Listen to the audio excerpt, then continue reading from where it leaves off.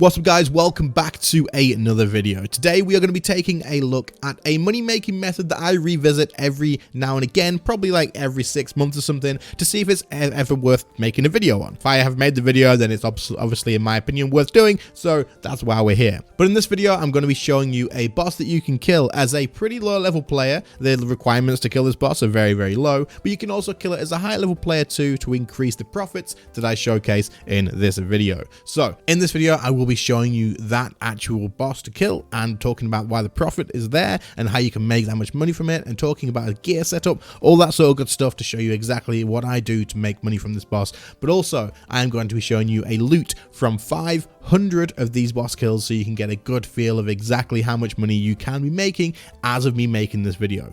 That being said, I want to make it very clear that when a YouTuber makes a video on money making, it will affect the market. And every time I've made a video on this boss, it does in fact affect the market very quickly. So I'm going to add a warning very early on in the beginning of this video right now, a big strong warning of don't just invest all your money in this straight away. I want you to check the prices before you do this. I'll be giving you all of the information on that so you can do your homework and make sure. But at the end of the day, it is down to you guys to make sure that it is worth doing this for you at the time of you watching this video. So I can tell you quite happily that eventually the prices will settle out, as I do make this video every now and again, and the prices always settle down pretty quickly. But straight away, as soon as the video goes live, the prices are going to start changing. So keep that in mind. Make sure you do your homework, check the date of the video, check the prices all the time.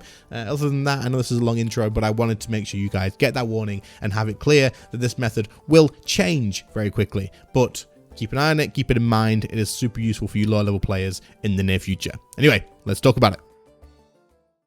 Okay, so to get it right out of the way, the boss that I'm talking about is the Giant Mimic. That is it. You guys, if that's all you wanted to know, you can click off the video, but don't click off the video. Watch the video, because I am going to give you information on how to kill it quickly, efficiently, and then I'm going to also give you the loot from 500 of these kills, which I will tell you right now, took me a total of just under 3 hours. It could have been done quicker, probably in about 2.5 hours, I would say, with the gear that I used, but it took me around about 3 hours. I was taking little breaks in between. I was adjusting my preset a little bit here and there, and I went AFK a few minutes here and there throughout them as well. So it is what it is, but it could have been done probably in about 2.5 hours for the total of 500. That being said, a high level player using a high level set of gear could absolutely kill this boss a lot quicker than I did, in getting yourself more kills per hour, which of course is more profit per hour. That being said, the Giant Mimic is a boss that you can go to by using a Mimic kill token. The Mimic kill token you can buy on the Grand Exchange, or you will receive them as a drop from killing any monster in the game. I believe it is part of the rare drop table. The Giant Mimic, when you activate the token, will give you the option to teleport directly to the boss, but it will also give you the option to fight it at a certain difficulty: the beginner, medium, hard, and elite difficulty. These 4 difficulties will give you different rewards, but they will also have, of course, different difficulty levels. That's kind of to be said. But the beginner version is the one that we're going to be focusing on in this video. I'll put the loot table from the beginner version on screen for you right now. For killing the beginner version, you do get a small loot chest every single time. You'll get nothing else from killing this boss as a drop other than the small loot chest. That is the only thing that it will drop, and you will be able to open this up to get rewards from the small loot chest. So once you kill this, once you finish this off, you will notice that you will just basically get a stack of loot chests. These do stack on themselves, so you can stay here and farm it like I did. I did the whole 500 without banking anything whatsoever. I did stop for some potions here and there when I did run low, but other than that, that is literally all I did. You can stack these all together nice and easy. Obviously, once you open the loot chest, you will get the rewards that have been on screen for you at this point. Now, the things that you are chasing and the reason we are focusing on these are specifically the scrimshaws that are in this drop table. The scrimshaws are selling at the prices shown on the GE price here, slightly above in fact, and this is where the profit comes from this boss. The scrimshaws are incredibly good value. As you can see, they are 1.1 mil or 1.5 mil or just slightly above, and the reason that we do kill the beginner one is because it has less drops on the loot table. This can go 2 ways, as of course if you are killing a higher level one, you do have access to the Mimic Cape, which is an incredibly rare drop, but it does give a lot of money when you kill it, but again it is incredibly rare. Now the reason we use a low one, with the fact that it has less on the table, means that there's less chance of you getting something that is not a scrimshaw. Obviously if there's less less for you to roll on, then obviously the chances of you getting the scrimshaw are a bit higher. And I can confirm this to be true from testings that I've done in the past when I did a test from, I think it was 100 kills or 200 kills from each tier of these. The actual highest profit from killing them was from the beginner level. The beginner level absolutely stomped in terms of profit per hour and profit per token, so absolutely it makes sense to be using the beginner level no matter what level your character is and what level gear you have, unless specifically hunting the cape. The rest of the rewards can be pretty useful. You have the Spirit Sapphires, which of course are going to be useful for saving your charms if you are a lower level and still don't have the summoning level that you desire, and also Slayer VIP tickets are an item that are pretty damn desirable, as it allows you to choose between your 2 assignments when obtaining a new task. So you can get these from here, you can stack them up, and it definitely makes Slayer a hell of a lot more enjoyable to do. So those are definitely worth keeping in mind too. That being said, let's talk about the gear setup that I used. Okay, so as for gear, it is really quite simple. I used Ganodermic armor, Blast Fusion boots, Carapac wrist wraps, and I used the Elder wand and the Elder orb, the Sideway ones, the tier 85s, and then I just used a Saradomin book. I also brought along a max cape, as I didn't want to use the Zook ones. I had the Ring of Death, and then I had a rune pouch just to carry my runes in. Not a big deal. You can really just bring air runes and use the air surge spell here. That's absolutely fine. And then I had the Blood Amulet of Fury. You don't have to have that. Again, you could use a Glory. You won't notice much difference.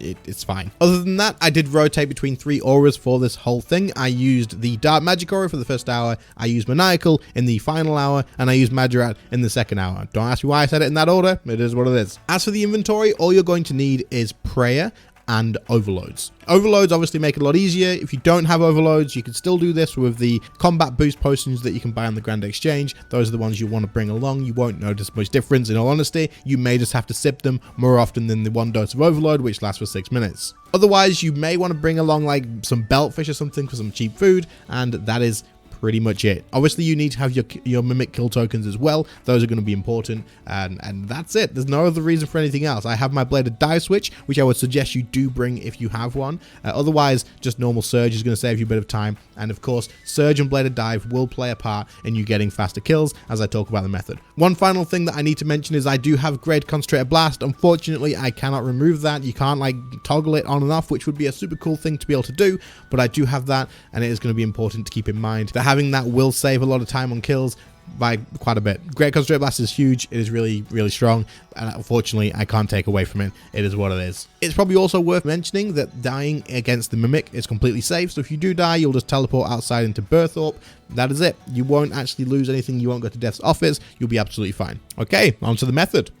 For the method of killing the boss, all you want to do is use your kill token, go into the room versing beginner every single time, and then stand towards the middle of the room. You'll see that this is what I do, and as soon as the target falls down, you want to kill it as quick as you can, and then as soon as it's dead, head over to the door, right click it, and choose the option that resets the instance. As soon as this is done, there'll be a short time before the next one drops from the room, and then you want to head back to the middle before this happens, and start on the encounter again. Now, the Mimic does have special attacks, but if you are doing enough damage, you will skip them every single time. If not, then don't worry, I will quickly talk about them. One of them is going to be that he will spit coins out towards you. When this happens, just move a couple of tiles to the whatever side you want to go when he does this, and you will avoid it. The other one he could do is he will start charging up an attack to go towards you, and if this happens, he will do some damage, push you down along the way, and then also stun you as well. There are some other mechanics that don't really need to be mentioned, as if you are getting those, then it's probably not worth you killing this boss just yet, but in the beginner mode, you really likely won't see them, as he does only have 25,000 health, and this is quite easy to deal. As a couple of tips, if you have target cycling enabled, which you can find in the settings menu, you can use this the second the kill timer appears. As soon as that appears, use target cycle and an ability,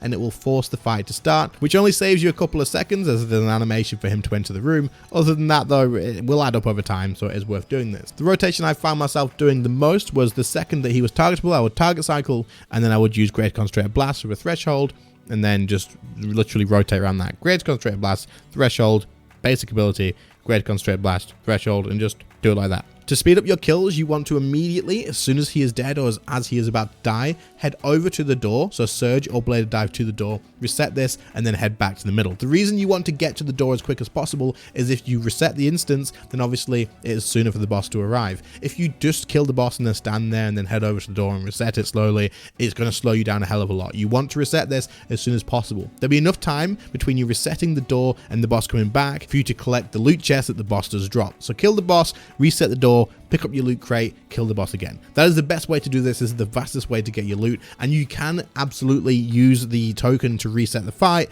but this will take longer as you do have to come out of combat. You want to do this by going over to the door as quick as possible with Surge or Bladed Dive, reset the fight, head back to the middle, pick up your loot chest, and then kill the boss again. That is the method that I used, and that is what I'll suggest you guys do. If you can figure out something faster, do comment it down below. I'm sure someone would appreciate it. Alright, so there we go. That was our very last of the 500 chests that we were going to do. I still have 5 minutes left on Aura, and we did 170 chests that hour. 170. So we're going to see what we get out of it and see how much. So it's pretty much exactly 3 hours to the full 500. I did this, I mean, it's 5 minutes less than 3 hours, so it's pretty much 3 hours. We'll just round it up to that. So let's chuck all these away. We'll keep this here. I don't know if Look at the Dwarves does a difference, but I'm going to use it anyway. I'm pretty sure it really doesn't. Like, I'm like pretty certain it doesn't. I think we get Spirit Gems. They fill up the inventory a little bit. Scrimshaws, I think, stack, right? So that shouldn't be a problem. But we'll see what happens, but we'll do it here anyway. So 500 of these, loot from 3 hours, 0 coins in the coin pouch.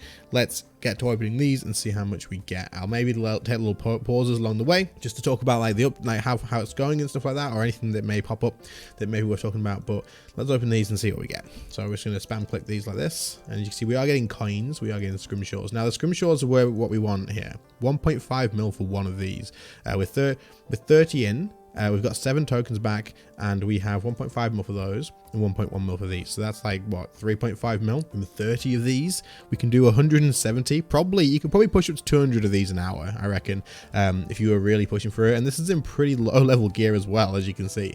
And we got refunded 7 tokens. We're going to sell some of these sapphires. So the sapphires aren't that good, I guess. I mean, it can save some stuff when you are doing summoning. So I guess for low levels, if you're using this to make money as a low level, which obviously you can do, the gear's not anything like high level stuff, then hey, you're definitely gonna probably get some use out of these too. So no problem. So let's keep going. We've got 3 Scrimshaws so far. We keep opening these up. Keep going. We've got 4, 5, 6. Holy crap, dude, that's a lot of Scrimshaws. So we're gonna stop when we get to like the first 100 done. Let's have a look. So right, that's 100, 101. We did 101, but we didn't get a Scrimshaw on the last one. We have 8. 8 of these, and 1 of these. That's 10.4 mil from 100. And we've been refunded 14 kill tokens so far. So let's put these like this and then keep going. Right, so there's another 100 to get through. Well, another 400 to get through even. But I wanted to see this across the total of 3 hours rather than just doing an hour and saying, oh, we might have got lucky. And going across the entire thing is definitely a better thing, because it seems like we've gotten a little bit less lucky in the last ones. As you can see, the first 100, maybe we got super lucky in it. So we're going to see. But it's worth keeping in mind, though, this is super easy to do. Like, it's absolutely, like, I don't know. It's not even, like, it's not fun, but it's not boring. At least I didn't think it was just super boring, in all honesty. I really didn't. We're on 25 so far and 5. We have 127 left. Right, so out of that, we did do 500. It was 3 hours, and we've got 29 of these and 9 of these. So let's chuck this in the bank, and let's have a look at how many sapphires we did get. We got 120, so that's 70. We've got another 70 of those. 70 of those sapphires from that, which is pretty good, I guess. Again, I mean, it's better than not using them, so you might as well. We have 54 tokens refunded, so you can go ahead and use this if you want to. 50 emeralds, but the reason you guys are here, we've got 717k in cash as well. 29 of those, which is 32 mil. And 46 mil altogether. This is across 3 hours, so if they do sell for that, then we've made a good amount of money. So once I did sell all of these off, I can confirm that they did all sell above Grand Exchange price. Now, I spent a total of 17 million GP on these tokens, so we do have to deduct that from the final price. So that leaves us with 31 million GP, meaning that as a lower level player with not very many requirements and no food input whatsoever, you can still make a solid 10.5 million GP per hour here. That's pretty damn good. For a low level player who can't maybe kill things like Vindicta yet, or any of those sort of bosses, a solid 10 to 11 million GP per hour from killing a boss that really takes like no time whatsoever is a very good money making method. I also am pretty confident in saying that you could probably get those prices go up way higher if you do get a little bit of luck. That being said, it could probably swing a little bit lower as well if you are unlucky. As you saw in our first 100 crates, that we did make just over 10 million GP, meaning if you can do 200 in an hour, then that's a 20 million GP per hour thing.